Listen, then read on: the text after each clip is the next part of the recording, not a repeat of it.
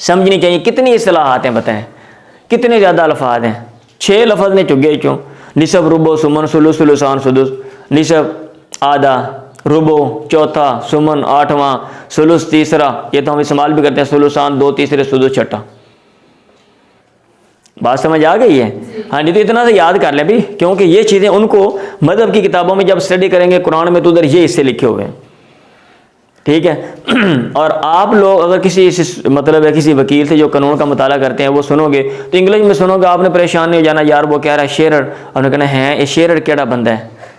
Residuary, वो कहें आप कहें रेजिड्यूरी केड़ी चीज़ है, तो रेजिड्यूरी का माना असबा, ठीक है। प्योर रेजिड्यूरी यानी असबा महज, रेजिड्यूरी प्लस शेरर, हाँ ठीक है।